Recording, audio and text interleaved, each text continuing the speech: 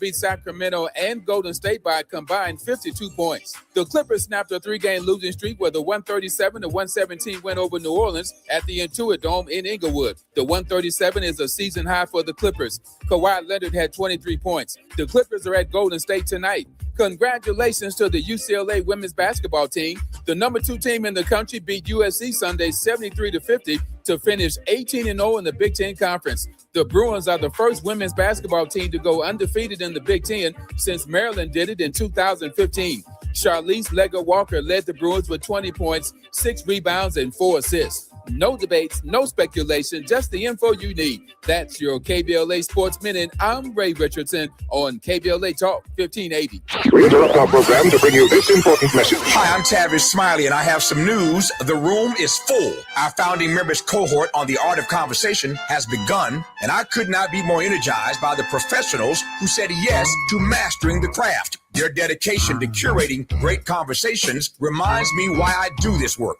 Now, if you wanted to join us and did not make it in time, I want you to hear this. The next cohort is coming. I do not have the firm dates yet, but I do have a waiting list. And everyone on that list will receive early access and special discounts when enrollment opens. After almost 40 years of interviewing world leaders and cultural icons, I am teaching everything I know. Don't miss your chance to be in the next room. Go to TavishTalks.com and get on the waiting list right now.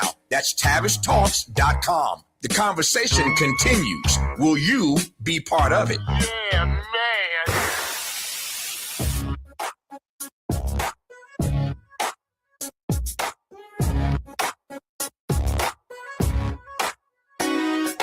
Jesse Jackson Jr. Show. Oh, oh, oh, oh, oh, the Jesse Jackson Jr. Show. Oh, oh, oh, oh, the Jesse Jackson Jr. Show. Oh, oh, oh, oh, the Jesse Jackson Jr. Show. Oh, oh, oh, oh, come on and talk with me. Come on and listen to me. Come on and talk with me. Come on and listen to me. KBLA. Talk 1580, download the app.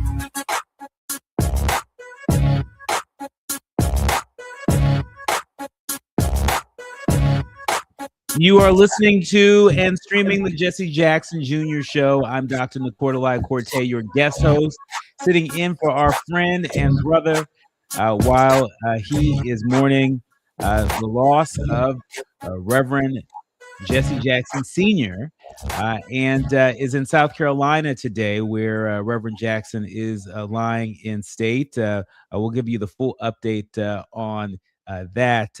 But I want to say happy Monday to everybody. Happy Monday to everybody. We're in touch, and so you be in touch. Be sure to download the KBLA app if you haven't already. That way you can listen to us live or on demand. And if you're feeling fancy, you can even tell Alexa to play KBLA Talk 1580. And there we are for your listening pleasure. Also, be sure to subscribe to the KBLA YouTube channel. That way you get to see us, and we get to be in community with each other on that platform. We always pay extra close attention to folks who get in the group chat there on YouTube. And so don't be shy while we are on air. As I mentioned before, I am the guest host here. I am typically on KBLA weekdays, Monday through Thursday, from 4 to 6 p.m., hosting A More Perfect Union, where I also serve as White House correspondent for KBLA. And so, if you're looking for an extra opportunity, an extra hankering, as some of the folks might say, to get beyond some of the trending headlines and get some good analysis and hear from leaders on the front lines, we got you covered here. KBLA, between the Jesse Jackson Jr. Show and A More Perfect Union, we have you covered. Now, I am really excited about today's guest, and I think Ernest Krim III is a really incredible guest to get us started, considering not just the news of the day, but also, coming off of that BAFTA controversy. If you've been paying attention to what's been afoot in these internet streets, we know that Michael B. Jordan and Delroy Lindo have been getting a lot of praise from folks for the way that they handled the yelling of a racial slur at them while they were on stage by someone who is disabled with Tourette's. It has created quite the conversation. It's been interesting to watch people from the disabilities community react to that. I'm still on the lookout for a Black person with Tourette's. Let me just say, my booking team is working day and night to find a Black person with Tourette's. I want to hear what their experience is like, because and I know that there aren't many spaces that we can be in as Black people and just say things and get the kind of grace that folks have been expecting for the man who yelled that slur repeatedly while Delroy Lindo and Michael B. Jordan were on stage. There was a Black woman who also experienced that as well. And so I'm on the lookout. And if y'all know a Black person with Tourette's, tag them in the chat. If you're streaming on YouTube, tag them in the chat, because we want to talk to them. Here on the Jesse Jackson Jr. Show, here on KBLA, we seek first to understand. We seek first to understand. And so, we come with no malintent.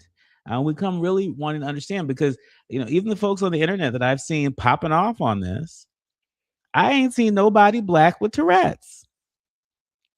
So we're going to be on the lookout for that. And I'm really looking forward to getting Ernest Krim III, his reaction to that and so much more. He's an Emmy-nominated producer. He's a public teacher, an anti-racist educator, and a hate crime victor who uses Black historical narratives to empower folks and to educate folks, and to do so in a way that uplifts the principles of diversity, equity, and inclusion. That's right. Even in this environment, Mr. Krim is all about uplifting, raising consciousness. And, I'm just amazed at how he's leaning into technology in order to do that. If you haven't seen already, he is quite the star on these internet streets, because he, teaches Black history to the world through social media. In fact, if my notes are correct, he reaches roughly 4 million people each month. We're going to learn more about his body of work and get his reaction to news of the day when we come forward. You're listening to the Jesse Jackson Jr. Show on KBLA Talk 1580. It's afternoon drive time with Jesse Jackson Jr. Only on KBLA Talk 1580. It's game day. Are your moderate to severe Crohn's disease or ulcerative colitis symptoms keeping you from the action? Skyrizi, risankizumab Riza, could help you get back to the game. Skyrizi is proven to help people feel significant symptom relief, achieve remission, and visibly improve damage of the intestinal lining. Skyrizi is a prescription injection medicine for adults. Don't use if allergic to Skyrizi. Serious allergic reactions, increased infections, or lower ability to fight them may occur. Before treatment, get checked for infections and tuberculosis. Tell your doctor about any flu-like symptoms or vaccines. Liver problems leading to hospitalization may occur when treated for Crohn's or ulcerative colitis. Control is everything to me.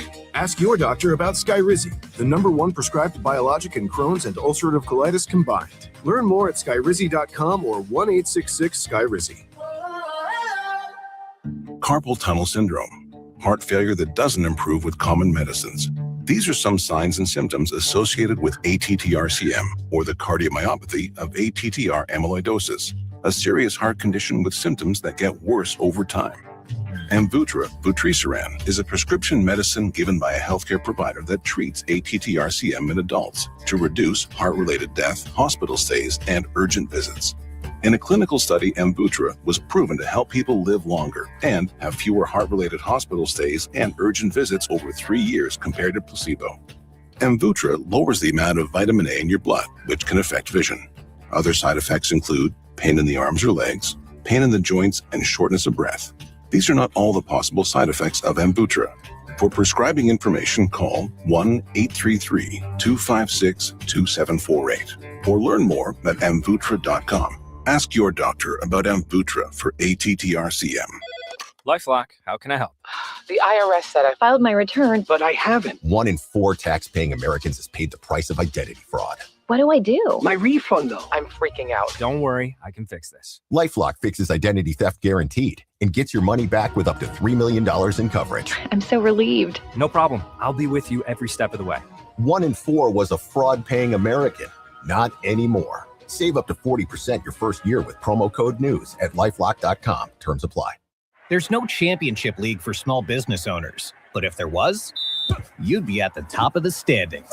Because going pro with Lenovo Pro means you've got the winning formation, one-on-one advice, IT solutions, and customized hardware powered by Intel Core Ultra processors help you stay ahead of the competition. Business goes pro with Lenovo Pro. Sign up for free at lenovo.com/pro. Lenovo. Now back to more of Jesse Jackson Jr. on KBLA Talk 1580. The Jesse Jackson Jr. Show. The Jesse Jackson Jr. Show. The Jesse Jackson Jr. Show. The Jesse Jackson Jr. Show.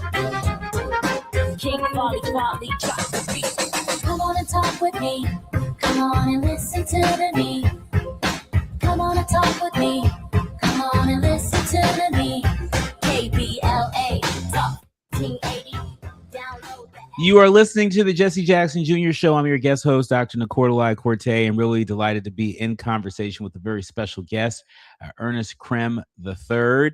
Again, if you are on these internet streets, then you might have already seen him. You might have already seen his incredible work. It is an honor to be in conversation with, again, an Emmy-nominated producer, really a public scholar, an anti-racist educator, and a hate crime victor who uses Black historical narratives to empower and educate at a time where we see so much mis and disinformation on these internet streets. He's over here putting out some stuff that you can stand on and trust. Ernest, welcome to the show. Thanks for having me, brother. It's a pleasure to be here with you. Well, it's a pleasure to be here with you. First things first, this weekend here in Los Angeles, we celebrated the NAACP Image Awards. It was rare air. It felt like the oxygen that so many of us needed in this time where we see so many people and so much of our history under attack in this country. NBC News reporting that Delroy Lindo made his first public comment following that racial slur incident at the BAFTAs. I was at the NAACP Image Awards, and I can tell you the audience was rooting for Michael B. Jordan and Delroy Lindo and took to their feet after they had addressed it. Delroy said, quotes, "Before we start, I'd just like to officially say we appreciate all the support and the love that we have been shown in the aftermath of what happened last week." Lindo also acknowledged the sense of community at the NAACP Image Award, saying, quotes, "It means a lot to us. It's an honor to be here amongst our people this evening, amongst so many people who have shown us so much incredible support. And it's a classic case of something that could have been very negative, becoming very positive." Ernest, what's your response to the fallout and lack thereof related to the BAFTA Awards? Yeah, there are so many layers, brother. Thank you for laying out that context for us all. I think one, when you brought up the fact that you have yet to meet someone Black with Tourette's, I was over here rolling because I never actually thought of that. So I had to do a quick Google search, and this is just a really quick Google search. It says data suggests a prevalence of 2.3% to 3.9% in Black communities. And I wonder how many of us get that diagnosis, or even if we have it, if it would be recognized as such. Because when I was in the class, oftentimes if we have kids who might have some type of disability like that, we are quicker to do what we do in society, and that is to enact punitive measures as opposed to giving them the assistance that they need. And we know, in fact, that if a Black person was to do something like that towards another racial group or religious group, and they said they had Tourette's, they would not have been shown any sympathy based on our experience, right? So when I saw that, of course, I reflected on the experience I had, because for many folks, they began to know me around 2016 when I dealt with the hate crime. It was different circumstances. The person was intentionally calling us this word. This person intentionally spat on me and my wife. So she cannot have used their lie that she had Tourette's. She was there with two Black friends who were defending her and saying that it wasn't that big of a deal. So I have an explicit experience that is relative to this, but I'm also aware of just how people in that moment at the BAFTAs made excuses for him. They did the exact same thing for her. And until this day, we see so many excuses for those who practice racism. We infantilize a lot of folks in the white community. We make it seem as though, oh, they didn't know any better. And again, I understand that he had Tourette's, so I'm not even really focusing on him. It's more so the context of which came out of this. He said other remarks that we know, are disrespectful and slurs as well, but those were edited out. Like he told y'all, he wanted to make sure people knew, like, no, I didn't just do that. I did that too, but they didn't play it. Why didn't they do that? Why didn't they play those remarks? Why didn't they play those protests, right? Why is it that they're able to say that they didn't even they didn't hear it? They heard the whole show, but when they heard that remark, nothing went off in them to say, oh my God, we got to make sure that's not played, which to me lets us know how often it's said in their presence when we aren't around. They didn't think it was a big deal. And I want to also, I'm sorry, go ahead, brother. No, please. I wanted to say too, when I saw this point made by Dr. Ibram X. Kendi, and I think it's important to mention this, this brother who had Tourette's, of course, that wasn't the intention, but we have to make sure we understand when we talk about racism, it's not about the intention, it's about the impact, right? And the fact that he could even, the fact that he exists in a racialized society where he's aware of that word, even though he may not have wanted to consciously use it, means that he has been born and raised and nurtured and socialized in a racist society, because what he thought of when he saw those two brilliant Black brothers immediately came out. That's what came out, because the society nurtured that. He of course probably existed in an environment where that was often said. So it's not about the intent, it's about the impact, because if you accidentally hit somebody while you're driving, yeah, you didn't mean to do it. That's why it's called a car accident, right? Mm-hmm. If it was on purpose, it'd be called a car purpose. It was Mm-hmm. a car accident. Your insurance company knows you hopefully didn't mean to do it, but they still got to help you pay for the damage that you caused. And we are often on the receiving end of these unintentional, quote unquote, acts of racism. And we are expected to uphold dignity in the midst of that. Those brothers could have sat down, they could have froze and got stuck, they could have shouted something back, but instead they decided to continue, and they didn't have any obligation to do that. But I think that shows that is a manifestation of the resolve we have had to have in this have in this country for hundreds of years.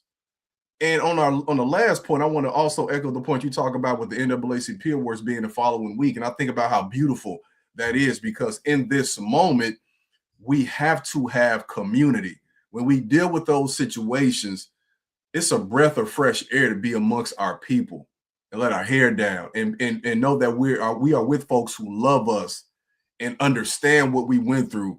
And I'm sure Delroy and Michael got some of those hugs from some big mamas in the audience, got some hugs from some elders, some daps from some guys, and it just made them feel accepted and embraced. And regardless of what's going on the outside, I want everybody to understand this in LA and beyond, that we have to wrap our arms around each other, because we have been here before. We know how worse things can get, and we know how bad it is now.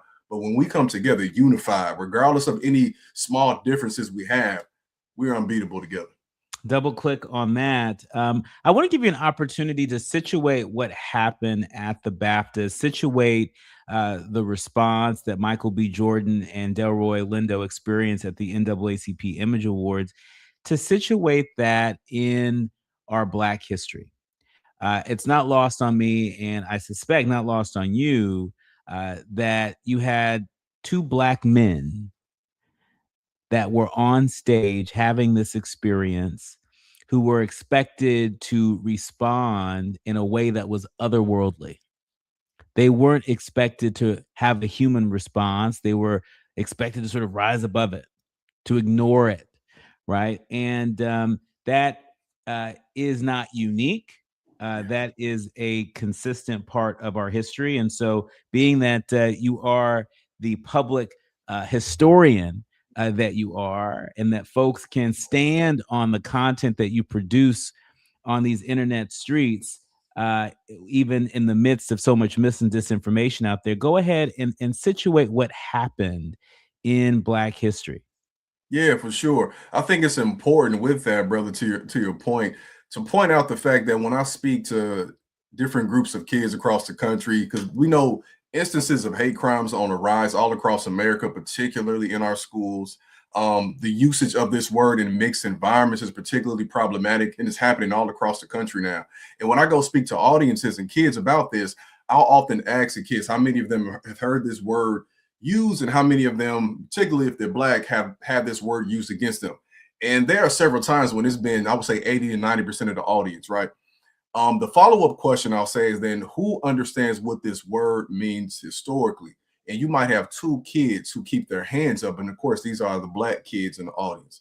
Most people of this younger generation, so I'm going to say maybe Gen Z, Gen Alpha below, right? They don't understand the historical context of what this word even means, because it has been so diluted in popular culture, music, movies, and things like that. This word is symbolic to the dehumanization that we have faced historically. And because whether you agree with it or not, we know that culture, we have tried our best to reclaim it, right? We also understand through that reclamation process, we have said, look, we don't own a lot of physical things and cultural things here, but we want to say, look, just don't say that word to us. Don't say that word around us. Don't say that word to us. I don't care if you agree with how we use it amongst each other. That's how we do it. That's a family thing. Let us resolve it. Don't use it around us. And there is a certain level of ego and pride within some folks in the white community who then turn and say no, because they want to have access to everything. They want to be able to claim ownership to everything. So when we say, look, y'all got all of that, you took all our art and all, you profit off it, just don't say this. No, right? It's that refusal, because it's also too proof of their ability to have political power to enforce this caste system in many ways on us. Because when I think about what I dealt with almost 10 years ago, and I would talk to people in the media, especially, I would say, look, you hear the word and you're disgusted, but I'm more disgusted by the thought processes and actions that reflect that word, because I grew up on the south side of Chicago and I see what it means and what it meant to be treated like that. I grew up never being called that to my face, but I saw what that actually looks like. And I'm saying all that contextually so folks understand that when you have these two brilliant black men, these actors on stage in a mixed environment, you already on alert. You already got, the racial battle fatigue and having to deal with all the extra isms and issues and discrimination just to get to that point. Because when you get to that stage, you have had to work harder than anyone else in that room. You and any other black woman in that room have had to work harder than anybody else. So you already on edge because how they might perceive you. They might not say the word, but the stares, the people who are ignoring you. And when you are in a situation like that, when you come to be celebrated and to have fun, that happens. I think back to my situation, and although I'm a teacher, I'm not a psychologist, but research will show that you can respond a few different ways: fight, flight, freeze, fawn. And often what that means is you are responding in a way that folks in your ancestry had to respond when faced with that same exact instance of trauma. Because in your mind, if you get called that, you ain't thinking it's 2026. You thinking this person might follow this up with an overt attack. Mm-hmm. That was a word. That was a trigger word. That's like you calling a play while y'all playing basketball. Mm-hmm. It's like the other team knows which that's the dog whistle, which ain't really a dog whistle at all. So for them to be able to have the fortitude to, I would say in that situation, they didn't seem to freeze. They did not fawn, because fawning would mean you make excuses for it. They fought through it, and they did not have to at all. That's the context of that moment. And I want to close this by saying too, that it was probably a reminder to them. And I'm sure these brilliant brothers already understand this, but regardless of the rooms you go into, the awards you get, the payment you get for the movies you play, there are in certain spaces where they will still treat you how they believe you are because of the color of your skin. And I want to make sure I say that, how they view the color of our skin, not that our color and who we are in our ancestry is a problem. It's an unfortunate reminder, but it's also, to me, proof that we are constantly on their minds, constantly the topic of conversation, as if we did something to them. But in fact, the thing that they are most guilty of and is the fact that we are brilliant in spite of everything we've had to face. Yeah, and the fact that this happened not here in the United States, this happened in Europe. This happened overseas, right? And it's a reminder that when we talk about the legacy of white supremacy, it's not unique to the United States, right? I think once upon a time I heard a quote I never forgot that said that white supremacy is the ocean, not the shark. And I think that is a tremendous opportunity. This represents a tremendous opportunity for us to widen the frame, right? We are, particularly in the United States, when we think about and address racism here, we're made to think of it as the shark, right, and not as the ocean, right? And I think this incident at the BAFTAs, it reinforces that, right? It reinforces the harm that is still being done. And it begs the question, what if the gentleman with Tourette's, what if, he yelled out something that was anti-LGBTQ? Would folks have rushed to give him the same amount of grace? If he would have yelled out something anti-Semitic, would folks have rushed to give him the same grace? We're going to talk about that when we come forward. You're listening to the Jesse Jackson Jr. Show. I'm Dr. Nicordelai Corte, your guest host, in conversation with Ernest Krim III, our very special guest. You're listening to KBLA Talk 1580. It's afternoon drive time with Jesse Jackson Jr. Only on KBLA Talk 1580.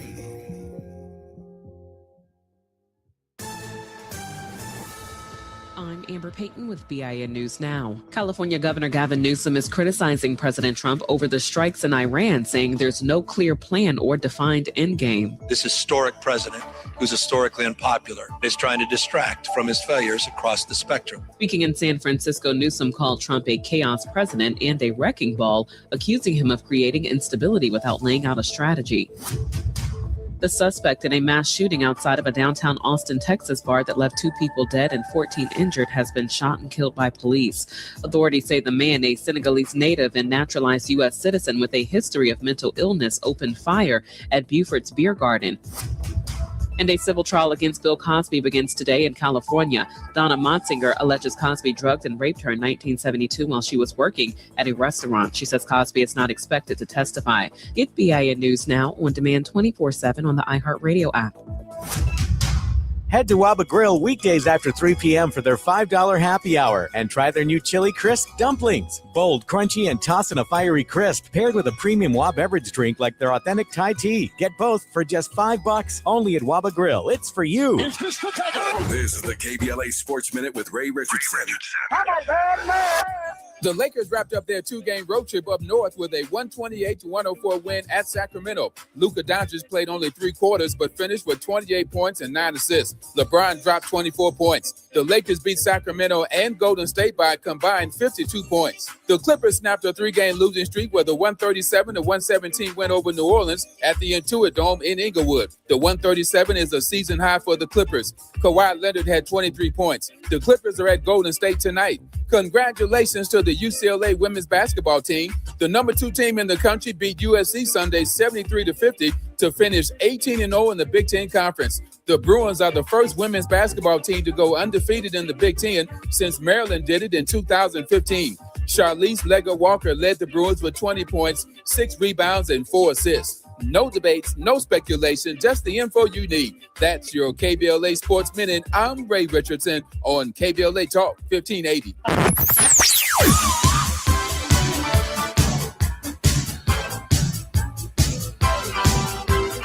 This is KBLA Talk 1580. Talk radio. That's music to your ears. We're unapologetically progressive. KBLA Talk 1580. We've got a lot to talk about. I'm Reverend Gerald, the life coach. Is someone you love struggling with addiction and mental illness? Is improving your family's health important? Want to leave a legacy that your family can grow? Are you ready to enhance your perception of life experiences? Then wake up weekends at 7 a.m. with Urban Family Focus and get the wisdom, opportunity, resources, and motivation to live your best life. Join the conversation on Urban Family Focus Saturday and Sunday at 7 a.m. Unapologetically progressive. KBLA Talk 1580. We've got your black. Getting around LA doesn't have to cost a lot. Metro has fares that fit every budget. 20 free rides for qualified riders through the Life Fare program. Free passes for students with GoPass and affordable options for everyone in between. Wherever you're going, Metro's got you covered. Visit metro.net/fare programs. What if your rooftop could earn you money every year? With LADWP's Solar Rooftops program, you can get solar panels installed and maintained on your home at no cost and earn up to $900 a year. That's up to $18,000 over 20 years. There are no upfront costs, no credit checks, and no annual fees. Plus, you'll help power Los Angeles with clean local solar energy and reduce reliance on fossil fuels. Make your rooftop work for you. Apply today at ladwp.com/solar rooftops.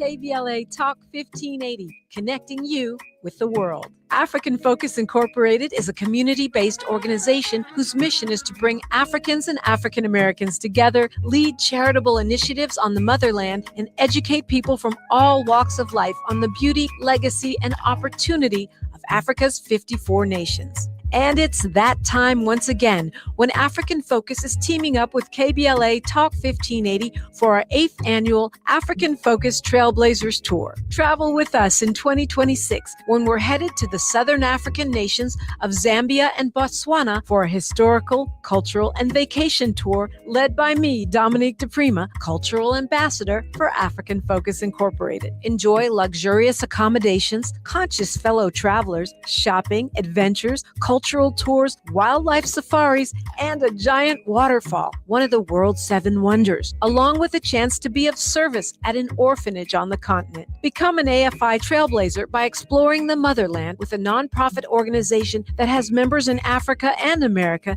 to help roll out the red carpet for you, and together we'll make a difference and have fun doing it. For more information, visit africanfocus.org or call 310-676-7300. That's 310-676-7300 or africanfocus.org. Whether it's stateside or exploring the diaspora, we're with you every step of the way. African Focus and KBLA Talk 1580. Come go with us.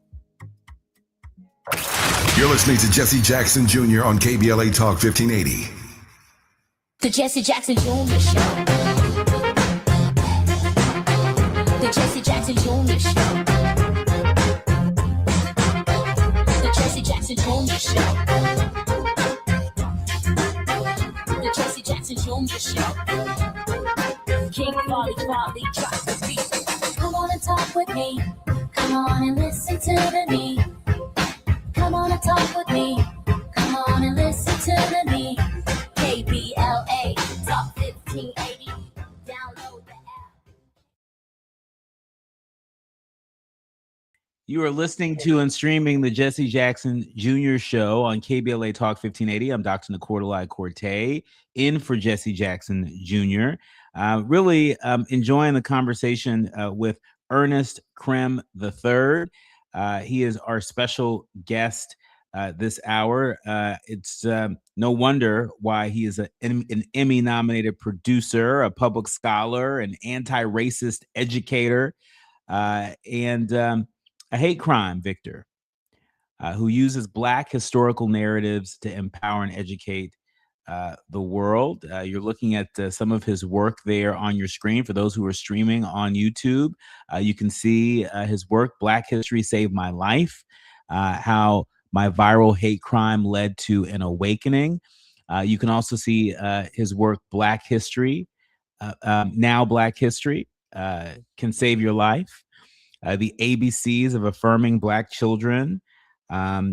Just so many great works that are quite timely, if I don't say so myself. Ernest, welcome back to the show. Thanks again for having me, brother. Well, thank you for being here. We've been talking quite a bit about the fallout from the BAFTAs, and part of the reason why we're talking about it is because Delroy Lindo commented on it this weekend at the NAACP Image Awards here in Los Angeles for the first time since. And before the break, I was asking you to sort of situate what's happened in Black history. And I'm sure I'm not the first person to think, well, what might have the public response been? What might the immediate response have been if the gentleman with Tourette's had yelled out something that was anti-LGBTQ, or if they yelled out something that was anti-Semitic, or they yelled out something that was,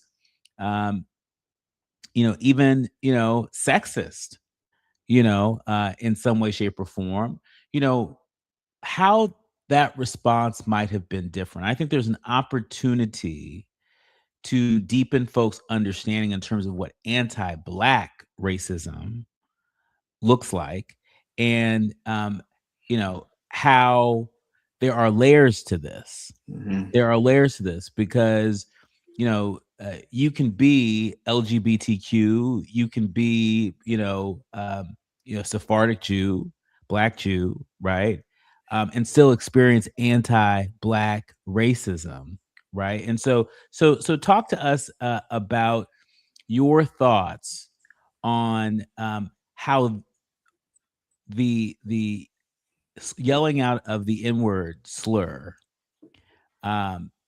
compare and contrast that to other slurs and what those responses might have been, in order to illuminate how anti-Black racism works.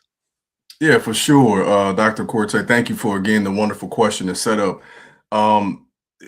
This is why I believe this show is even, so important, especially in moments like this, when I think about the platform that Jesse Jackson Jr. has, and also think about the legacy of his father, Reverend Jesse Jackson. I think when we even talk about this word, I reflect on what he said and what I heard growing up from Reverend Jackson, that I am somebody. And that situation that we saw at the Baptist is proof of why those words still resonate and why they are so important. He was saying that in the 70s. He was on Sesame Street saying it, black and white, grainy video. But if you go into a classroom or you talk to our kids and you say those words and don't even let them know where it came from, it's still relevant. And this is precisely why.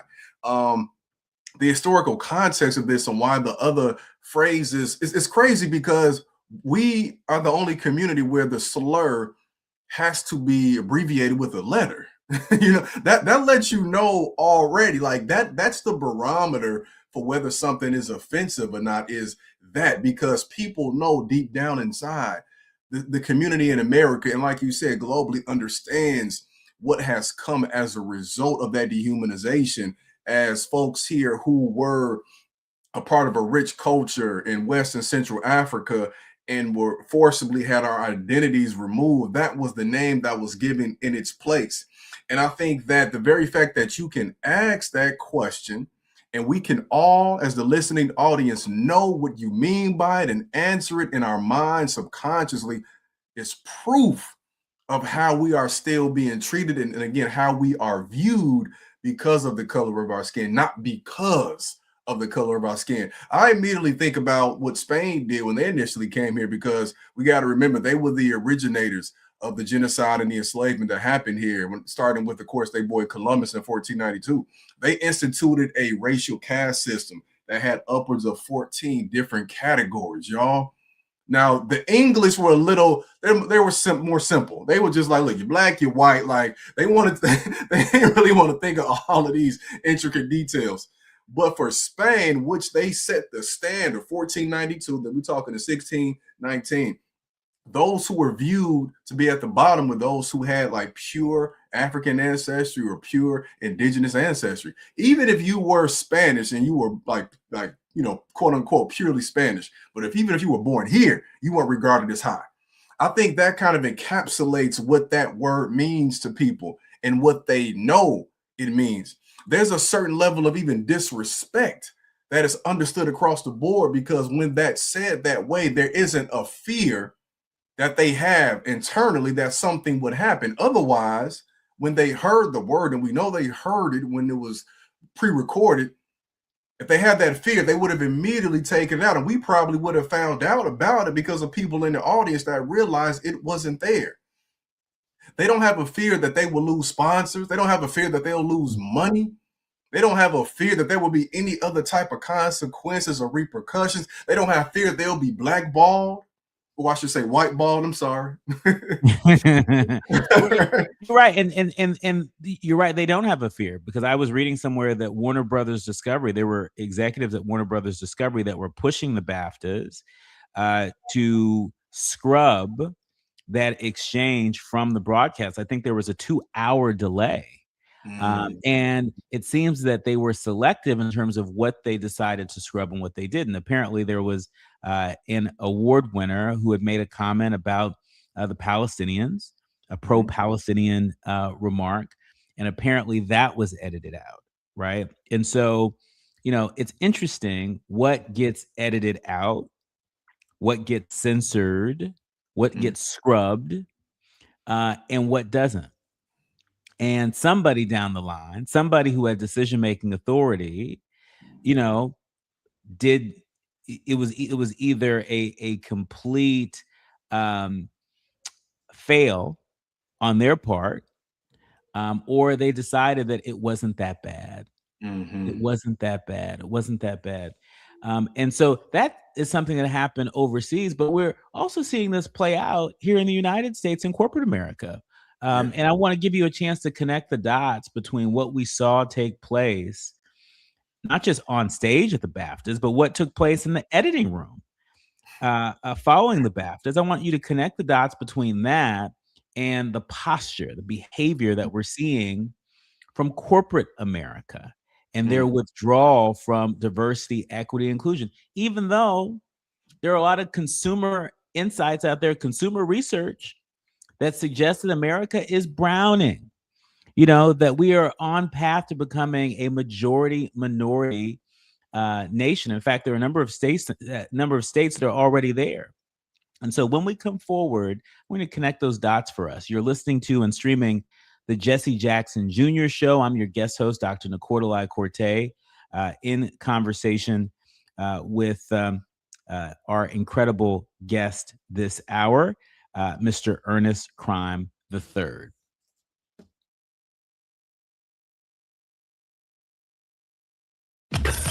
While you're stuck in traffic, we can at least bring you up to speed on the news of the day. You're listening to Jesse Jackson Jr. only on KBLA Talk 1580.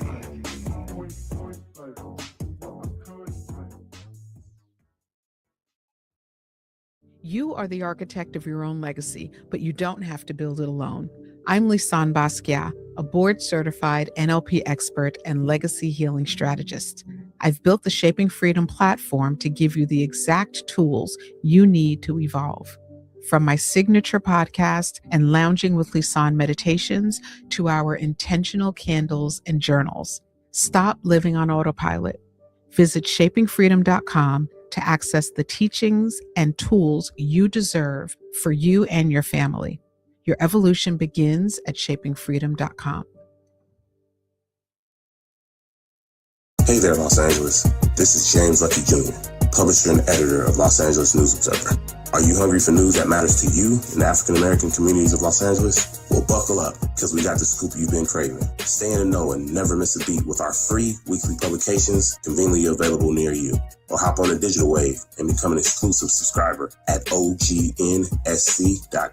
Don't forget to join the party on Instagram and Twitter at OGNSCINC for behind-the-scenes access and sizzling updates. No more FOMO. Let's stay informed, connected, and empowered together. KBLA Talk 1580. We've got a lot to talk about. KBLA Talk 1580, connecting you with services and solutions. The midterm elections are upon us. It is voting season once again. Common Cause's motto is fighting for the democracy we deserve. In service of that goal, Common Cause puts its state and national policy expertise, massive network of grassroots supporters, and nonpartisan approach into action to strengthen our democracy against the challenges we face today. They work at every level of government on priorities that impact each of our lives, like defending the right to vote, limiting big money's influence on our elections, holding public officials accountable, and more. Common Cause is a nonpartisan grassroots organization dedicated to upholding the core values of American democracy. They seek to empower all people to make their voices heard in the political process. This election may be the most important one ever. If you'd like to make a donation or volunteer in service to the Constitution, please visit commoncause.org. That's commoncause.org. This is a community call to action from KBLA Talk 1580.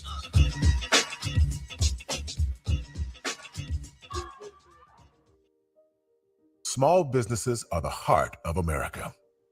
But you don't have to go it alone. As the nation's largest nonprofit resource of expert business mentoring, SCORE has helped millions of entrepreneurs build their businesses for free. Get the connections, education, and guidance you need with SCORE. We're ready to help. Find a mentor today at score.org. Now back to more of Jesse Jackson Jr. on KBLA Talk 1580. The Jesse Jackson Jr. Show. The Jesse Jackson Jr. Show. The Jesse Jackson Jr. Show.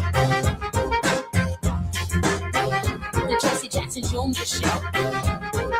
King Quality drops the beat. Come on and talk with me. Come on and listen to me. Come on and talk with me. Come on and listen to me.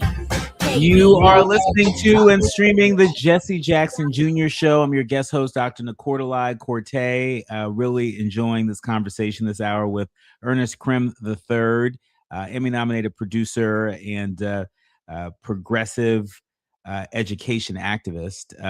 And we've been talking about the fallout from the BAFTAs and really just sort of connecting the dots for folks, because sometimes we think what's happening over there, in this case in Europe, well, what does it have anything to do with us here?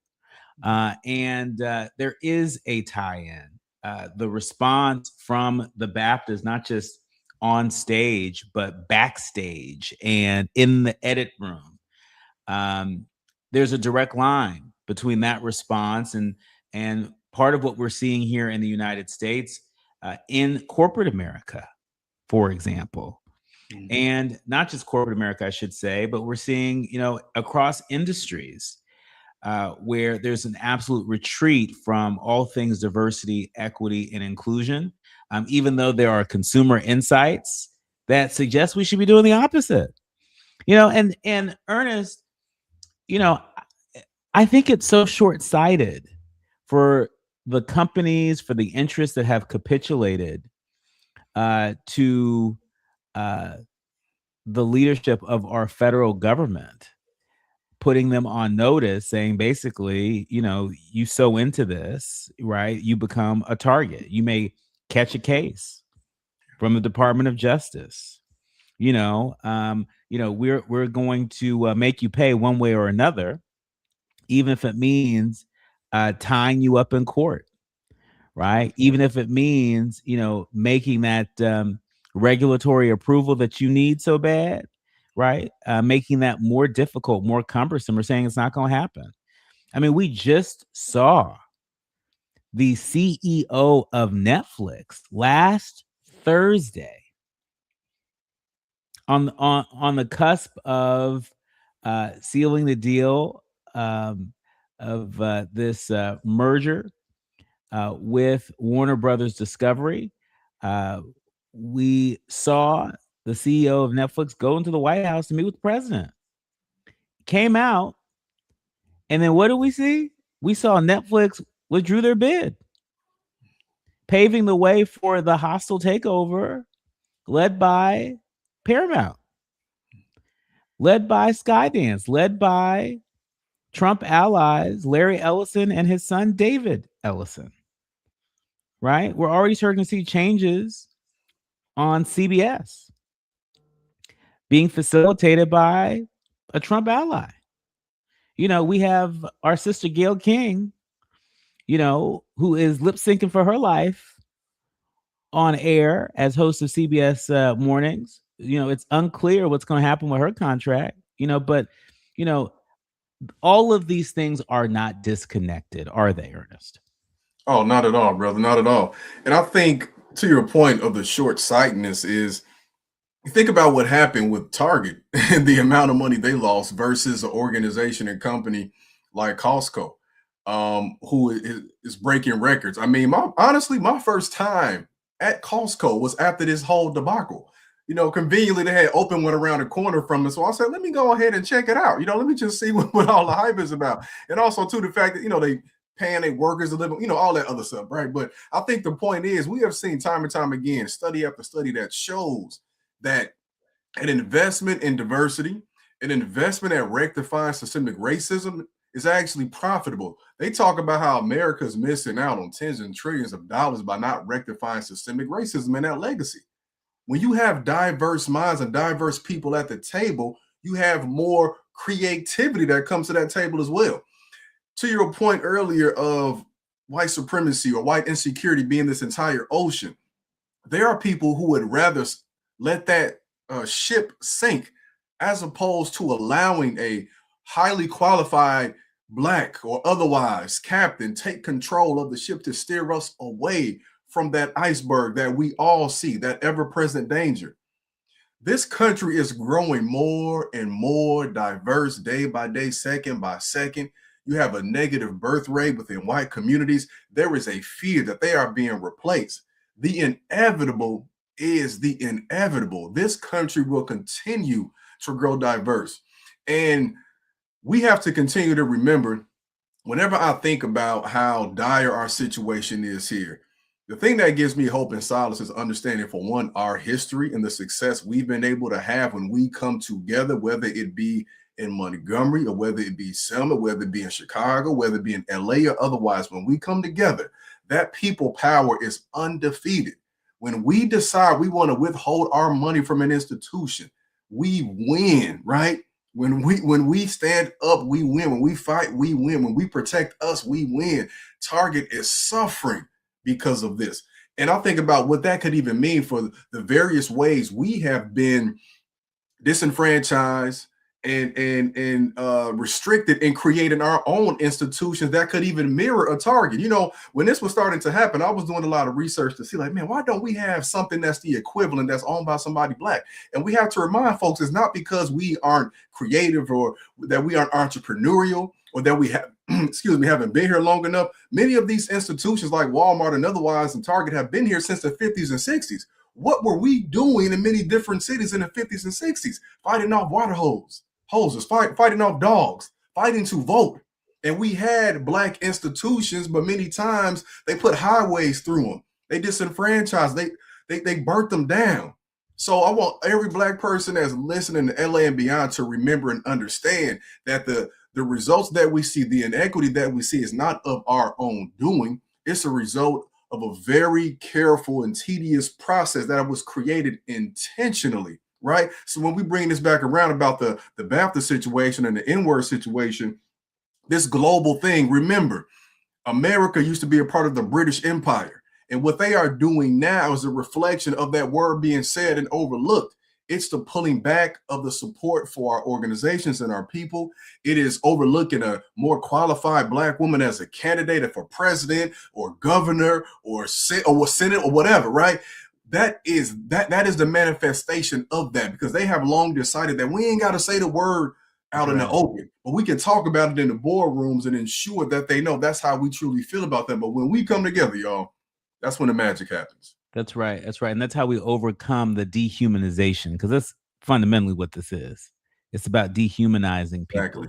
You know, if I call you the N-word, I'm calling you something that I don't believe is human, right? If I treat you like the N-word without even saying it, right, I'm treating you as something less than human. I'm treating you without dignity. And, you know, that is the work that we all have upon us. In our remaining sort of minute and a half, Ernest, I would be remiss if I didn't give you an opportunity to give us some homework.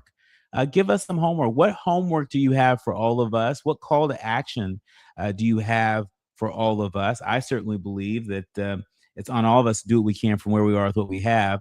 With that said, give us our marching orders. For sure. Thanks again for this time, Brother Cortez, and being here with you in this moment. And again, condolences to the Jackson family, sending love and appreciation to you all, especially my brother Jesse Jackson Jr. as he's away for this week. My homework is going to be, and what I say in my K-5 online classes, I tell my students that they have life work. So even if I don't tell them this every day or every class, they need to know that what they should engage in should be a part of their life process and not just something that they should do because I'm ordering them to. I want to remind folks that the Black Panthers had 10 demands of the system, but they had upwards of nearly 40 internal rules that they were supposed to abide by. And one of those rules and expectations was to read for 2 hours a day, whether it be books, newspapers, articles, things like that, magazines, to stay abreast of the current political situation. So we understand that looks different today because of just the various things we have to engage in, more distraction, stuff like that. But I like that as a goal because it's very difficult to achieve, which means we have to constantly strive towards it. And it's not just a reading of 2 hours a day. Remember that the Black Panthers have programs that solve or sought to solve all the issues we face that the system wasn't providing. So my life work for everybody is find a book to read, but then also think about how we can apply it moving forward. If you don't have the programs your community needs right now, get organized. So join an organization that's trying to provide it or get with people to create something. Again, we have seen ourselves solve these issues. We have seen it time and time again. This moment is calling for us to get back active and into these streets to ensure our community is served. Our thanks to Ernest Krim III. Be sure to follow him on Substack. Quickly, what's your Substack? Yes, Krim's Class. I'm still not back on IG, y'all, but I'm trying my best to get back on there for y'all. I'm on TikTok too. All right. Our thanks to you. You're listening to the Jesse Jackson Jr. Show. More when we come forward in our next hour.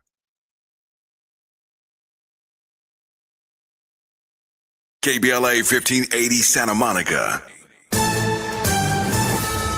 I'm Amber Payton with BIN News Now. California Governor Gavin Newsom is criticizing President Trump over the strikes in Iran, saying there's no clear plan or defined endgame. This historic president, who's historically unpopular, is trying to distract from his failures across the spectrum. Speaking in San Francisco, Newsom called Trump a chaos president and a wrecking ball, accusing him of creating instability without laying out a strategy.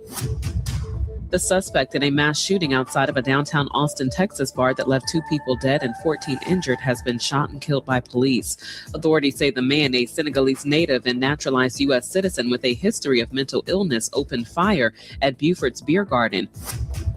And a civil trial against Bill Cosby begins today in California. Donna Montzinger alleges Cosby drugged and raped her in 1972 while she was working at a restaurant. She says Cosby is not expected to testify. Get BIN News Now on demand 24/7 on the iHeartRadio app. Head to Waba Grill weekdays after 3 p.m. for their $5 happy hour and try their new Chili Crisp dumplings. Bold, crunchy, and tossed in a fiery crisp paired with a premium Waba beverage drink like their authentic Thai tea. Get both for just $5 only at Waba Grill. It's for you. This is the KBLA Sports Minute with Ray Richardson.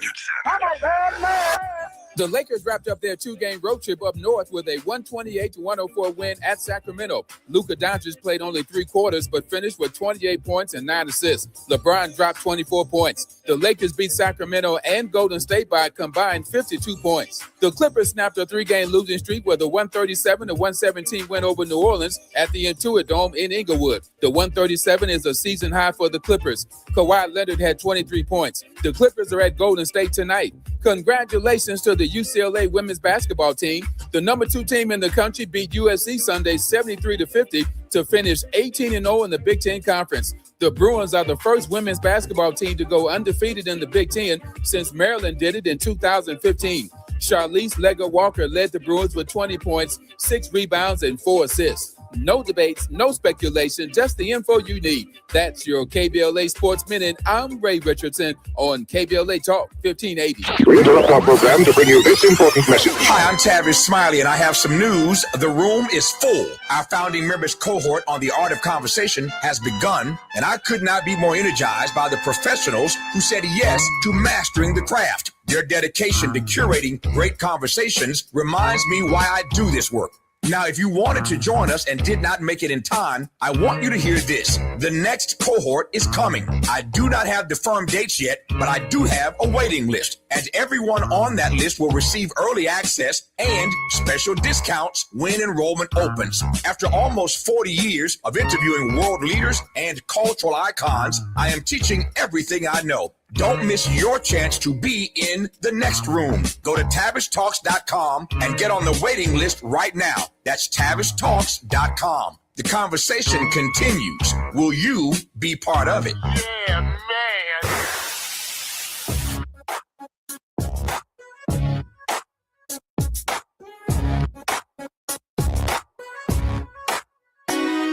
Jesse Jackson Jr. Show.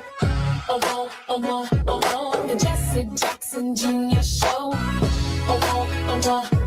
The Jesse Jackson Jr. Show.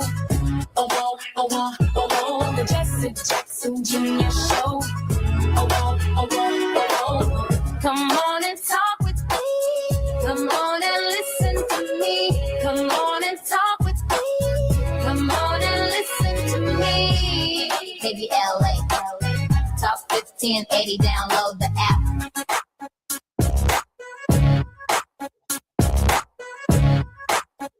You are listening to and streaming the Jesse Jackson Jr. Show. I'm Dr. Neat Cordelai Corte, in for Jesse Jackson Jr. Yes, that's Neat Cordelai Corte. Folks always are quite tickled when I tell them I'm the youngest of 5 boys: David, James, John, Joseph, and Neat Cordelai. But I promise, if you practice, you're going to get it. Don't be intimidated by it. Cordelai Corte, that's me, and I am delighted to be in conversation with our next guest, but also delighted to be sitting in for our friend and brother, Jesse Jackson Jr. who is in South Carolina today, where Reverend Jackson is lying in state. I saw some of the video from that location earlier this morning, and it was heartwarming to see so many folks coming out to pay their respects to Reverend Jackson. So many people coming out to pay their respects in South Carolina, where it all began. As many of you know, Reverend Jackson is from South Carolina, and so for him to be lying in state where it all started, I'm sure is very special to everyone who is a native of South Carolina. Of course, later this week, there will be services in Chicago, the place that Reverend Jackson called home for so many years. The services will be in Chicago, and we will be there for those services. And so stay tuned for more information on that. But in this hour, I'm looking forward to being in conversation with Reverend Adam Russell Taylor. He is the president of Sojourners. He's also an author and author of not just any book. It's called A More Perfect Union, A New Vision for Building the Beloved Community. I love that so much because my afternoon drive time show here on KBLA Talk 1580 is called A More Perfect Union. And so we're going to geek out on the title of his book in my show. But even deeper than that, we're going to interrogate that framing, a more perfect union, as our nation is at an inflection point. We see it. We see it in the headlines. We see it beyond the headlines as the U.S. commemorates its 250th anniversary. As we celebrate and commemorate the 100th anniversary of Black History Week turned Black History Month, this is quite the inflection point for us to do a look back and a look forward. And speaking of doing a look back, let me also just give you an update on the tribute to Reverend Jackson right here in Los Angeles on Friday. It was an incredible experience to be in community with so many civic leaders and faith leaders, with our KBLA family. It was an incredible salute to the continuing legacy, to the enduring legacy of Reverend Jackson. There was a multimedia presentation. There were remarks given by a number of folks, including LA Mayor Karen Bass. We heard from the Honorable Maxine Waters, who was very close to Reverend Jackson for so many years. We heard from the United Farm Workers co-founder and activist Dolores Huerta, who will be turning 96 years old. She was there to talk about her experiences with Reverend Jackson, among so many other folks. It was led by Tavis Smiley, our very own Tavis Smiley, who has his own stories, many stories of working for Reverend Jackson on the 84 and 88 campaign, and obviously being very close with him and the family over so many years. And the music was fantastic. A salute to the First AME Gospel Choir. The Spirit was there. And the love for Reverend Jackson was palpable. And so to everybody who came out to the historic First AME Church here in Los Angeles, a church that Reverend Jackson was no stranger to, thank you for coming out. And be sure to subscribe to the KBLA YouTube channel, because when we upload clips from that experience, you'll get a chance to see them first. When we come forward, the president of Sojourners and author of A More Perfect Union, A New Vision for Building the Beloved Community, We're going to talk to him about his work, his faith work, faith in action, as I like to think of it. Never heard of anybody who was able to put their faith into action at the World Bank and beyond. We're going to talk about that and more when we come forward.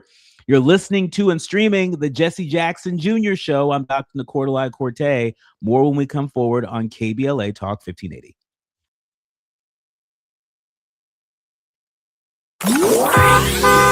It's afternoon drive time with Jesse Jackson Jr. Only on KBLA Talk 1580. Carpal tunnel syndrome, heart failure that doesn't improve with common medicines.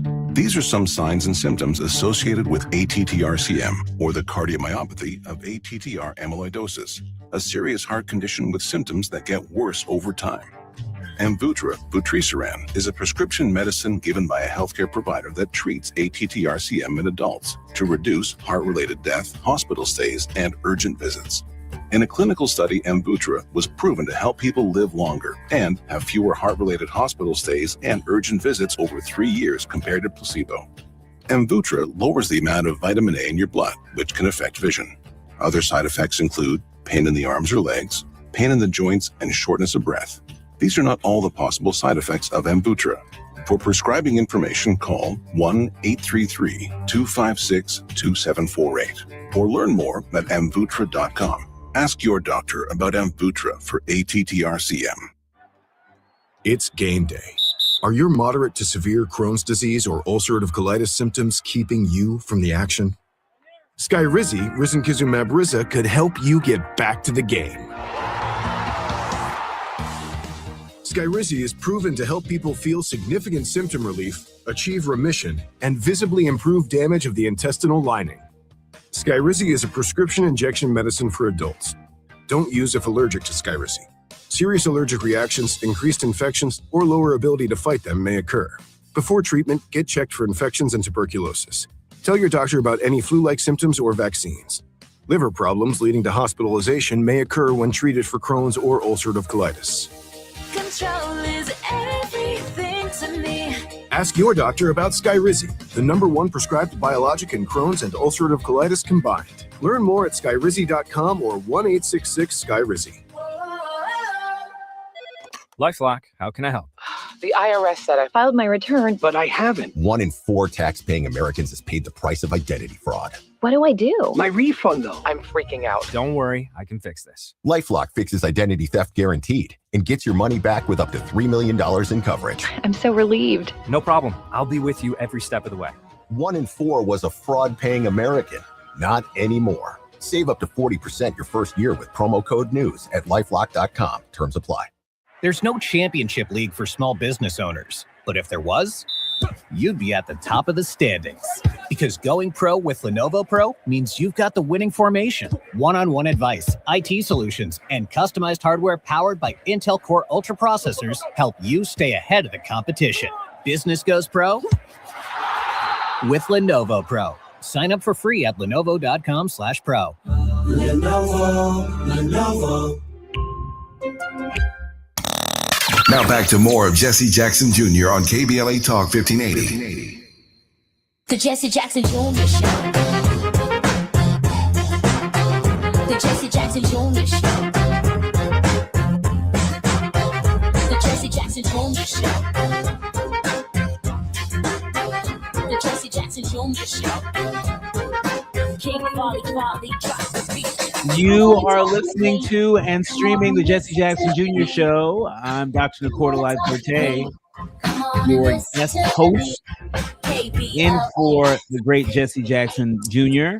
I am really delighted to welcome our next guest, Reverend Adam Russell Taylor. He's president of Sojourners and author of A More Perfect Union, a new vision for building the beloved community. For folks who may be less familiar, Reverend Taylor previously led faith initiatives at the World Bank Group and served as vice president in charge of advocacy for World Vision. He is a senior political director, or was a senior political director at Sojourners, and even has some experience back at the White House, the Obama White House to be specific, where he served as a White House fellow 2009 and 2010, and served in the White House Office of Cabinet Affairs and Public Engagement. I'm sure he has so many stories, and if we're lucky, we might hear just a few of them. Welcome to the show, Reverend Taylor. Good to meet you, and a pleasure to be with you today. Good to meet you too. Pleasure to meet you. First things first, talk to us about your origin story. When I read up about you, I thought, wow, these are a collection of really extraordinary experiences that you've had inside and outside of government, in the United States and beyond. Before we get to that, let's better understand your origin story. Talk to us about where the path that you're on first began. Yeah, thanks for the question. And it actually gives me a chance to honor the legacy of Reverend Jackson, and my thoughts and prayers go out to his whole family today and the days to come. So I grew up very much in the shadow of the civil rights movement, and my parents made the controversial decision to get married in 1968, just a year after interracial marriage was legalized in this country. My mother is Black and my father's white.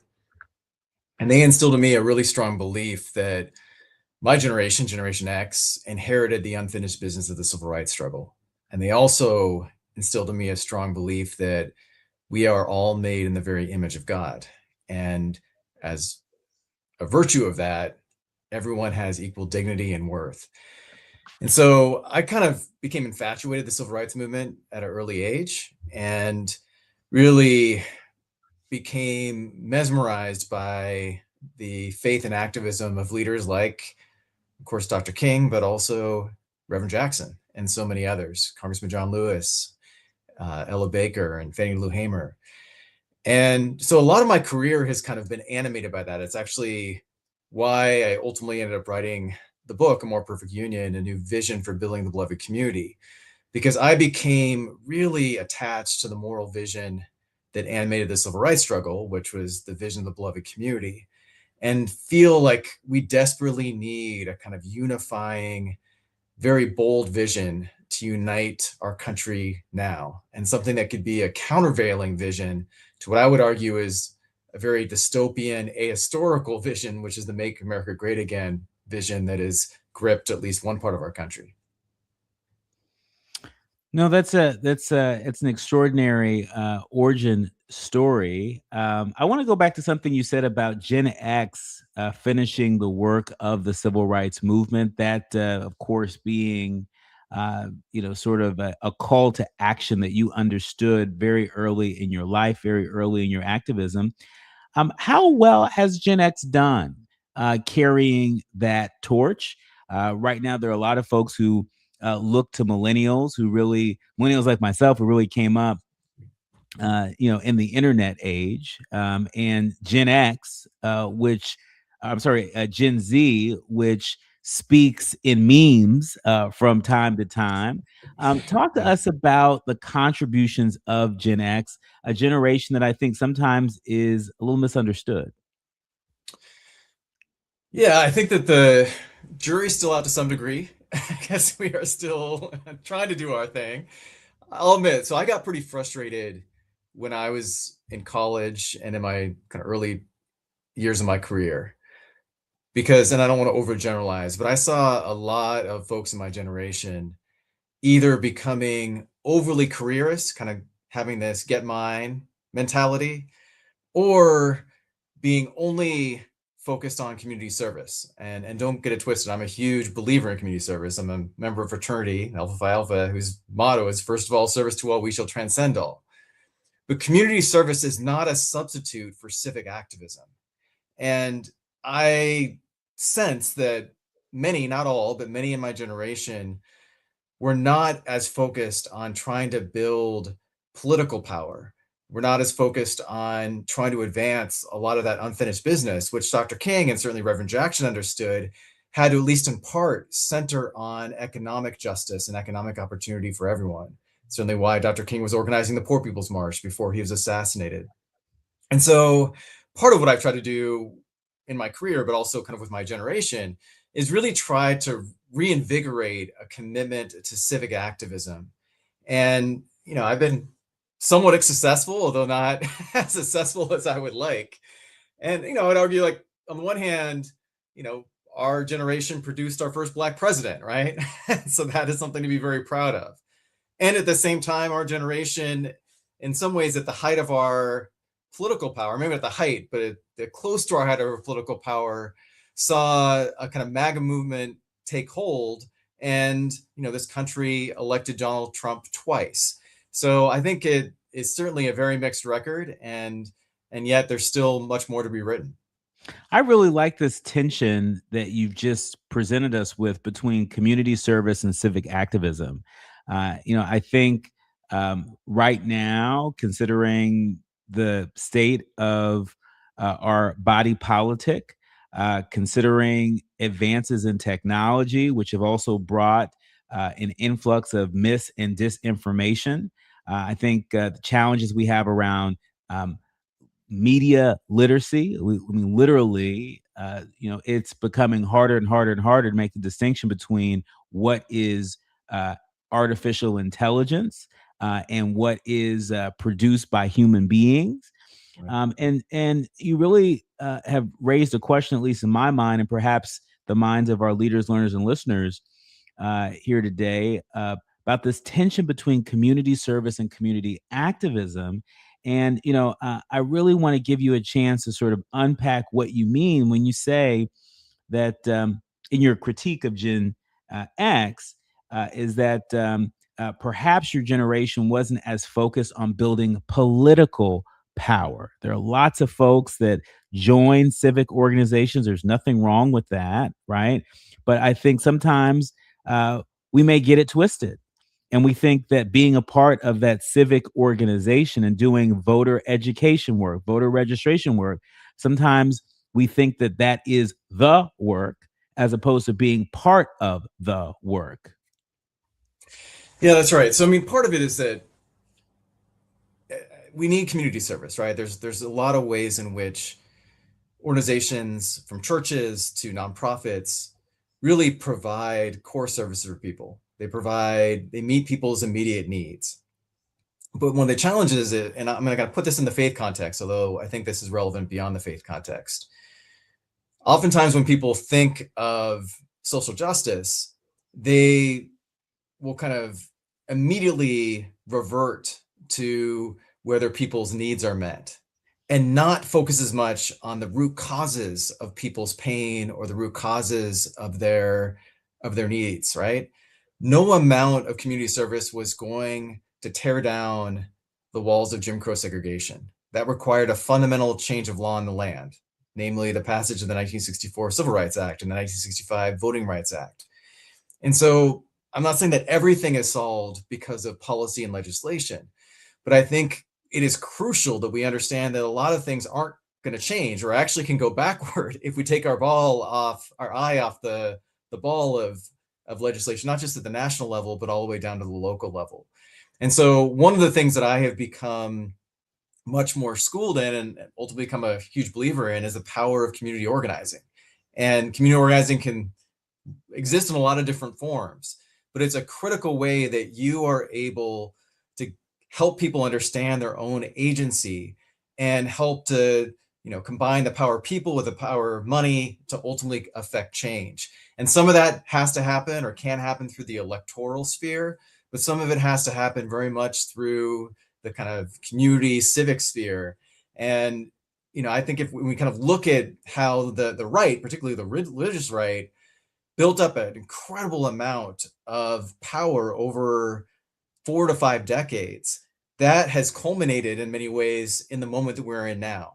And we didn't see the same degree of organizing in many respects among many Christians in particular that have a real passion for justice. And, I would certainly argue that you can't separate a passion for justice from a passion for following Jesus. Yeah. No, I really appreciate you, sort of making that distinction, reminding us that, community service is it's all fine and well. I believe in community service. I promote community service, as do you.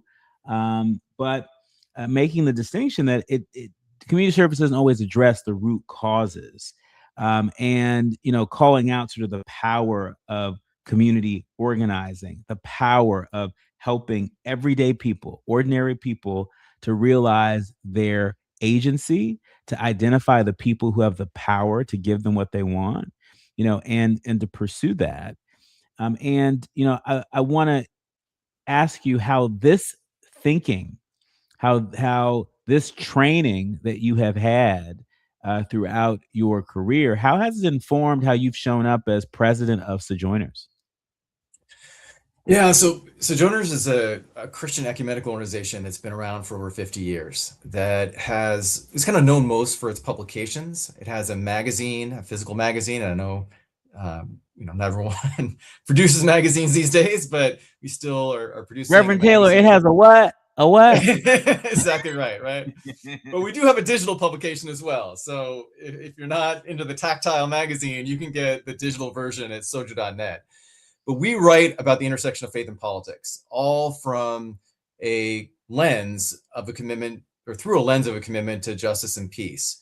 And, we reach and inspire Catholics, mainline Protestants, evangelicals, and the Black church, which is my tradition, Latino churches, and more.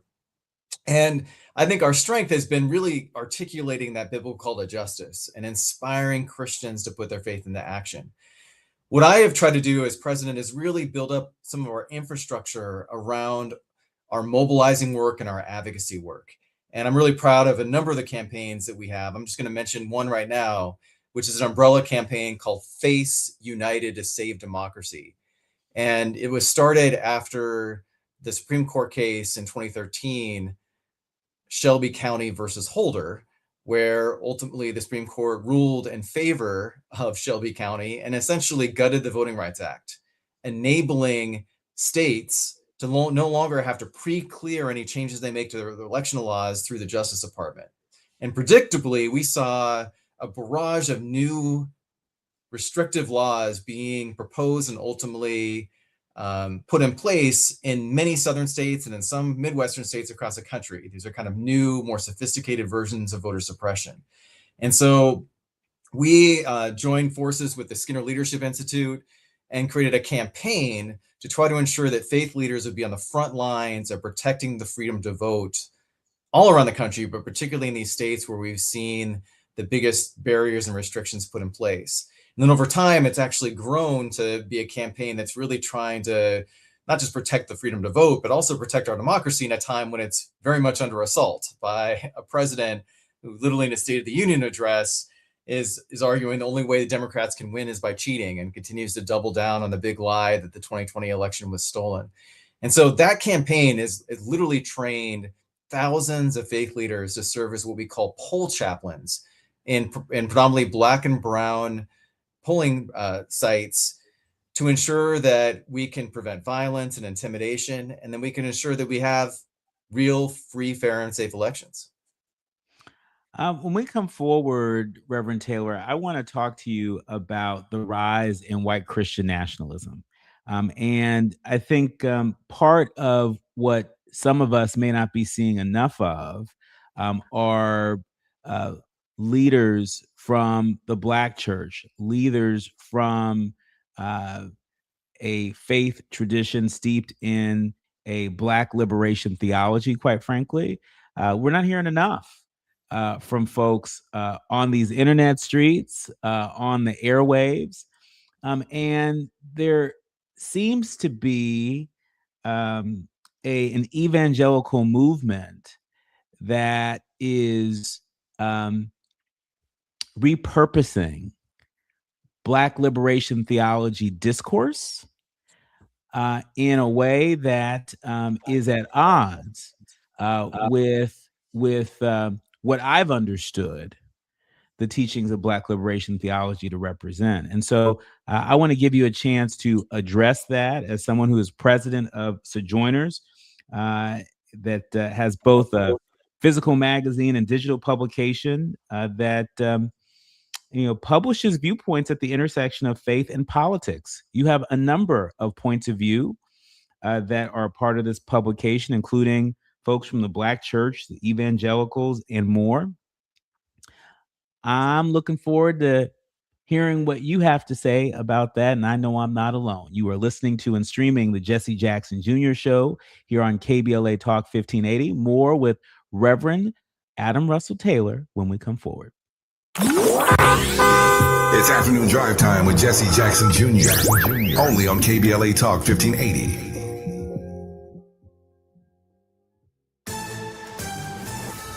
I'm Amber Payton with BIN News Now. New York is increasing security at sensitive sites after the U.S. and Israel launched strikes on Iran. Governor Kathy Hochul says places of worship will see added protection and warns gas prices could rise. You are safe here. She's also pressing President Trump for clarity on whether the conflict could lead to boots on the ground. Black Maryland Congressman Kwesi Mfume is criticizing President Trump's strikes on Iran, saying the president launched another attack without congressional approval. The 7th District Democrat called the action illegal and dangerous, arguing it put civilians and U.S. service members at risk. And the New York Attorney General's office is highlighting the top scams reported in 2025. Black Attorney General Letitia James says retail complaints led the list with more than 4,800 reports involving price gouging and deceptive advertising. Internet and auto service complaints followed. Get BIN News Now on demand 24/7 on the iHeartRadio app. Head to Waba Grill weekdays after 3 p.m. for their $5 happy hour and try their new Chili Crisp dumplings. Bold, crunchy, and tossed in a fiery crisp paired with a premium Waba beverage drink like their authentic Thai tea. Get both for just $5 only at Waba Grill. It's for you. This is the KBLA Sports Minute with Ray Richardson. Money should not be a problem for the Chargers and Rams to make major improvements to their roster for the 2026 season. When the NFL increased the salary cap last week for all 32 teams, the extra money gave the Chargers $85.6 million in salary cap space to sign free agents. The cap space for the Chargers is the 4th highest in the league. The Rams had $41.6 million in cap space. NFL teams can start signing free agents on March 11th. The hottest basketball team in Los Angeles is the UCLA women's basketball team. The number 2 team in the country will take a 22-game winning streak into the Big Ten Conference Tournament in Indianapolis. The Bruins' first game will be Friday. After going through the Big Ten 18-0, the Bruins will be the number 1 seed in the tournament. The last time the Bruins lost a game was on November 26th to Texas. No debates, no speculation, just the info you need. That's your KBLA Sports Minute. I'm Ray Richardson. More news, opinions, and conversation when we come forward on KBLA Talk 1580.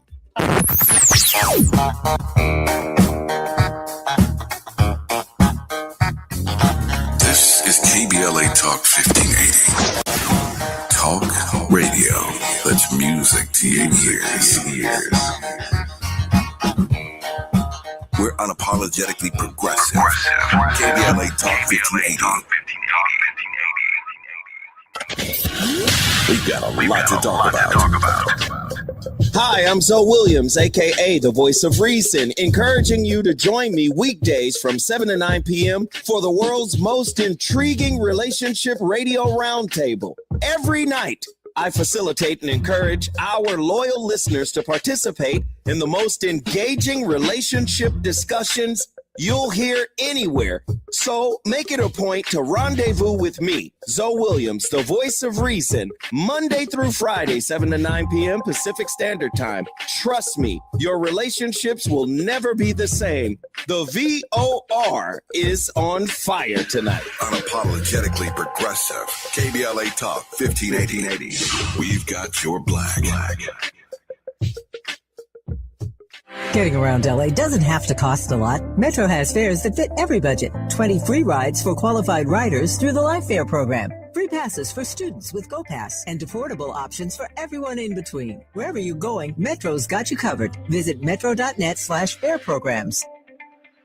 KBLA Talk 1580, connecting you with the world. African Focus Incorporated is a community-based organization whose mission is to bring Africans and African Americans together, lead charitable initiatives on the motherland, and educate people from all walks of life on the beauty, legacy, and opportunity of Africa's 54 nations. And it's that time once again when African Focus is teaming up with KBLA Talk 1580 for our 8th annual African Focus Trailblazers Tour. Travel with us in 2026 when we're headed to the southern African nations of Zambia and Botswana for a historical, cultural, and vacation tour led by me, Dominique DePrima, Cultural Ambassador for African Focus Incorporated. Enjoy luxurious accommodations, conscious fellow travelers, shopping, adventures, cultural tours, wildlife safaris, and a giant waterfall, one of the world's 7 wonders, along with a chance to be of service at an orphanage on the continent. Become an AFI trailblazer by exploring the motherland with a nonprofit organization that has members in Africa and America to help roll out the red carpet for you, and together we'll make a difference and have fun doing it. For more information, visit africanfocus.org or call 310-676-7300. That's 310-676-7300 or africanfocus.org. Whether it's stateside or exploring the diaspora, we're with you every step of the way. African Focus and KBLA Talk 1580. Come go with us. You're listening to Jesse Jackson Jr. on KBLA Talk 1580. The Jesse Jackson Jr. Show. The Jesse Jackson Jr. Show. The Jesse Jackson Jr. Show. The Jesse Jackson Jr. Show. King Volley drops the beat. Come on and talk with me. Come on and listen to me. Come on and talk with me. Come on and listen to me. You are listening to and streaming the Jesse Jackson Jr. Show. I'm Dr. Nicordelai Corte in for Jesse Jackson Jr. You can catch me regularly Monday through Thursday in afternoon drive time right here on KBLA Talk 1580 as I host A More Perfect Union and proudly serve as KBLA's White House correspondent. So much news coming out of Washington day to day, but we consider ourselves your one-stop shop to make it make sense. To make it make sense, to separate the fact from the fiction, along with expert analysis and conversations with leaders on the front lines. This hour on the Jesse Jackson Jr. Show, I am in conversation with one such leader on the front lines. I'm really delighted to be in conversation with the Reverend Adam Russell Taylor. He is president of Sojourners and author of A More Perfect Union. Speaking of A More Perfect Union, he's author of A More Perfect Union, a new vision for building the beloved community. Welcome back, Reverend Taylor. Thank you. And so before the break, I teed up a very important question that's been on my mind. It chances are it may very well be on the mind of us, many of our listeners and streamers, and perhaps even yourself. How do we begin to bridge the gap of understanding between those of us who subscribe to a Black liberation theology and folks who proudly lean into the evangelical community? It seems to me that the evangelical community has misappropriated some of the teachings of Black liberation theology to their political ends, but it doesn't seem like the evangelical community has been checked or at all, let alone effectively, by leaders of the Black church in doing so. Yeah, it's a great question. So I would distinguish kind of small evangelical community from the kind of white Christian nationalist movement that has hijacked and taken over large parts of that community. There are still many evangelical Christians, many of them white, who believe that the gospel is the good news. And many of them may have more conservative theological beliefs, but they're not necessarily in this kind of white nationalist category. The reason why we kind of refer to this movement as a white Christian nationalist movement is they really are purporting an ideology much more than an actual faith. An ideology that says that the real Americans are Christians, and they're not just Christians, they're white Christians. And not just white Christians, they're a particular brand of white Christians who are supporting a political agenda that often supersedes kind of core Christian beliefs that you and I would identify with, and most Christians would identify with, for that matter.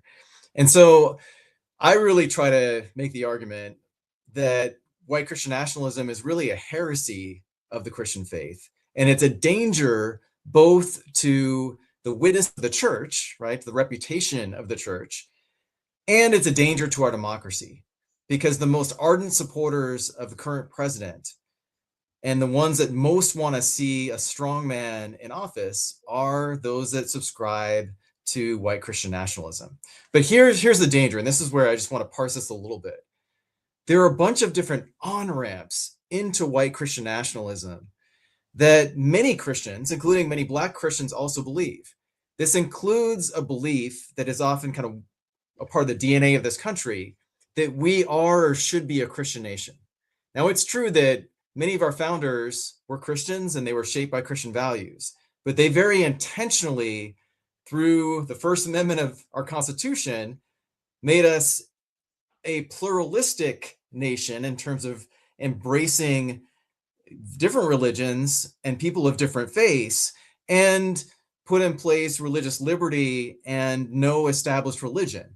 And so, that is baked into our Constitution.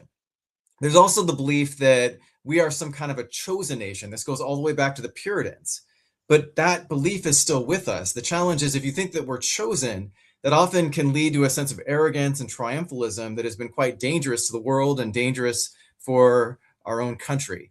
And so you've got these different on-ramps that a lot of other Christians subscribe to that then can lead in this much more dangerous direction that can ultimately get you to the point of white Christian nationalism. The cross should never be waved by the flag. It should never be wrapped in the American flag. And I think it's really important that we say that very clearly, because if we allow that to happen, we are essentially committing idolatry, which certainly is something that offends the very heart of God. I mean, let me just say, Reverend, you have said it with a clarity that I haven't heard nearly enough of, particularly on air. And I think it's important that we hear leaders of the cloth, leaders of faith, say that quiet part out loud. The fact that you unflinchingly were able to say that the cross shouldn't be wrapped in the American flag, period. Nor should, the cross be wrapped in anybody's flag, because 100%. last I checked, the teachings of Jesus, are available to all. That's right. For God so loved the world that he gave us his only begotten son. Isn't that crazy? John 3:16. Come on. That's right. Right. Come on. Right. And so, we are seeing the opposite. We're seeing folks wrap the cross in the American flag. We're seeing people put a MAGA hat on top of the cross, if we want to continue this metaphor any further. And I can't help but think about Minneapolis, the Minneapolis church, where we saw activists like Nikema Levy Armstrong, later arrested by the Department of Justice. It's important that we call this stuff out when we see it. We call out the hypocrisy when we see it.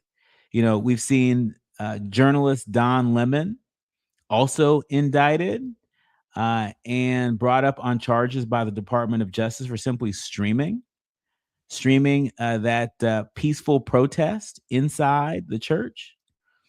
And so, talk to us about the danger of Christian pastors doubling as ICE officers, ICE officials, right? And the long-term damage that you see coming down the pike, again, not just for the church, but for our democracy. Absolutely. I mean, I am really alarmed at, certainly the indictment of Don Lemon. I have to admit, like, I kind of wish that protest had happened outside of the church. I have mixed feelings about protesters, even if they're peaceful, going inside of a church service, even if you disagree with what's going on inside of it. That being said, I was in Minneapolis a month ago, or a little less than a month ago, after the murder of Renee Good. And I was there for the ICE out of Minnesota Day of Action and Solidarity.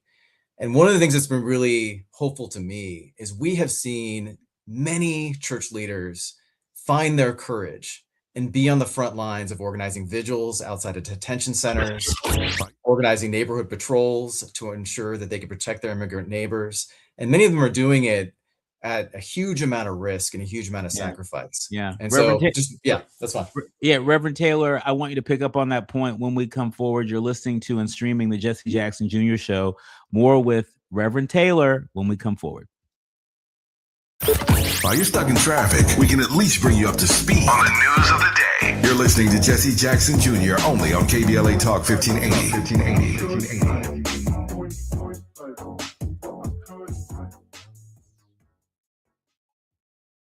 We ask seniors how to prevent Medicare scams.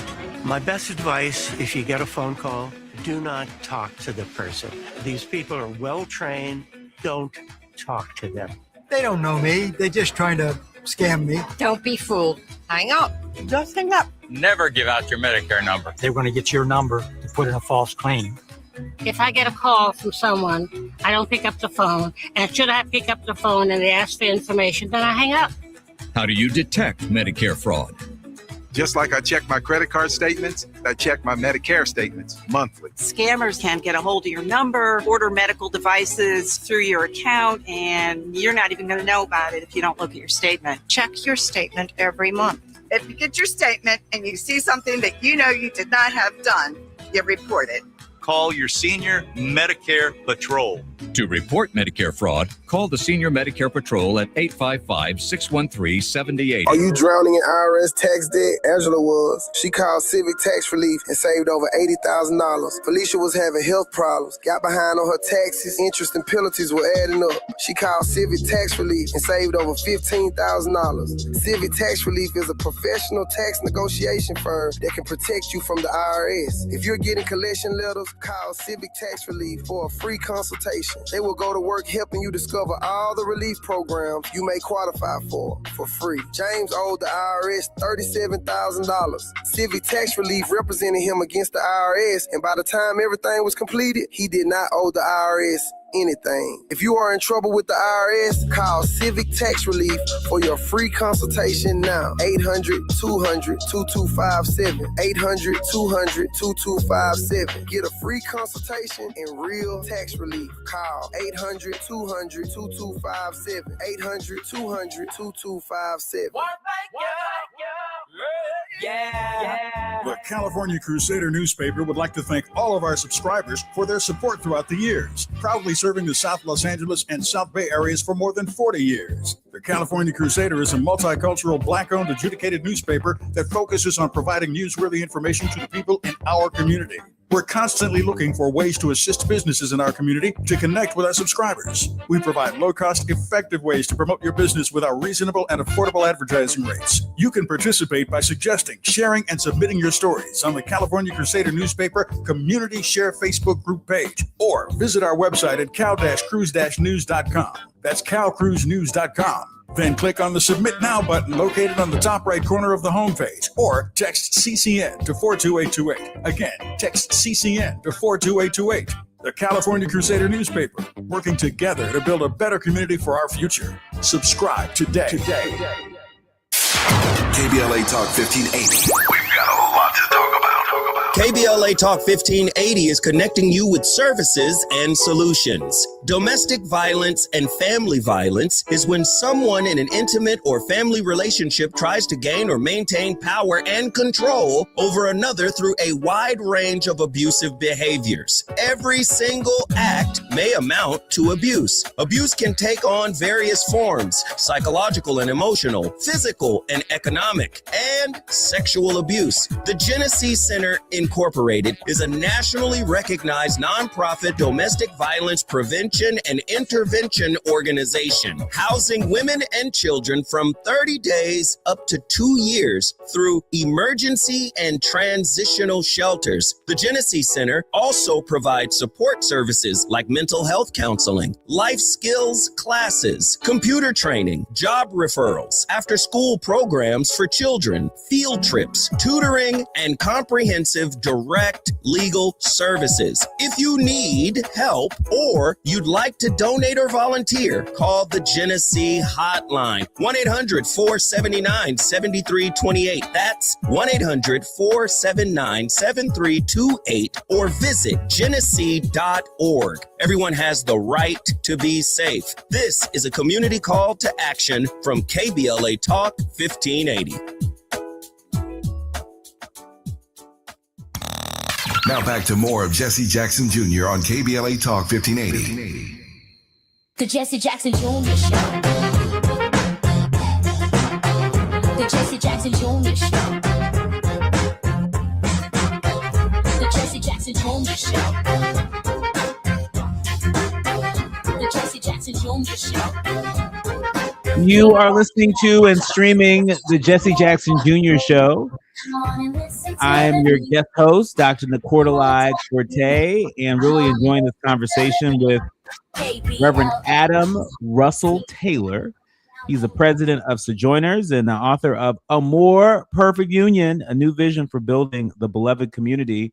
Reverend Taylor, before the break, you were really helping us to unpack an area of interest that that doesn't get reported enough, and that is the role that white Christian nationalism plays in the evangelical community. And too often, to your point, we lump them all together.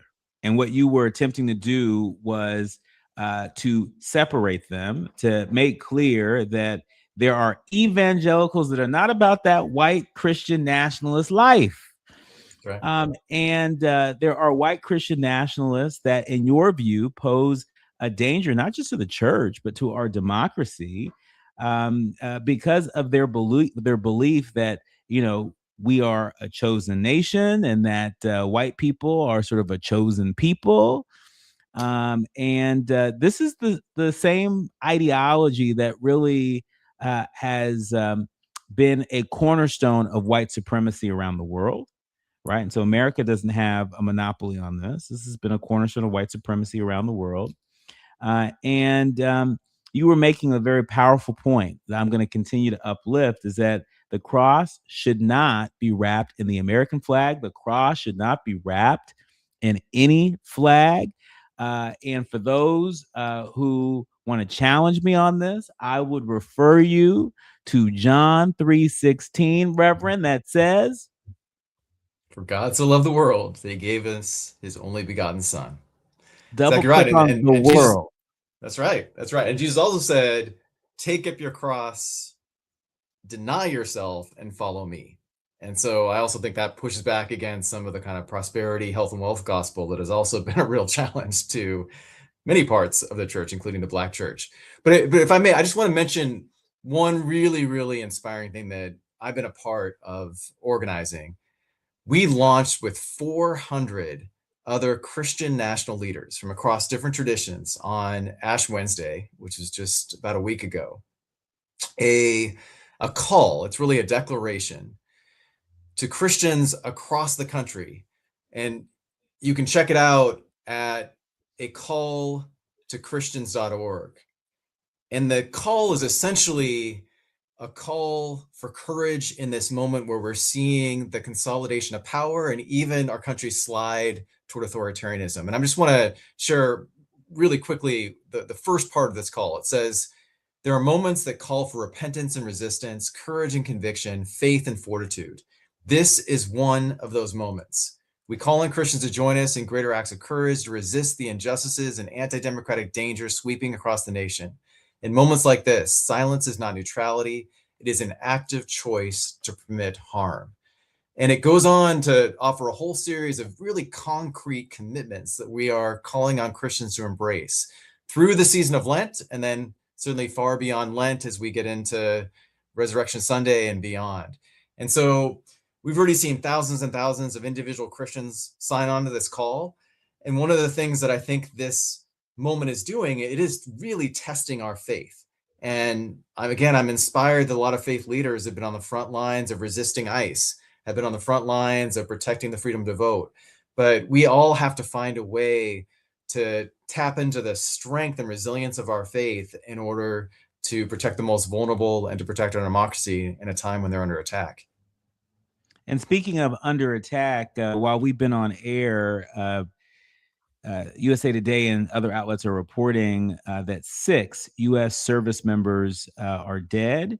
6 U.S. service members have been killed in the United States war with Iran. That's according to the United States military as its joint airstrikes with Israel expand.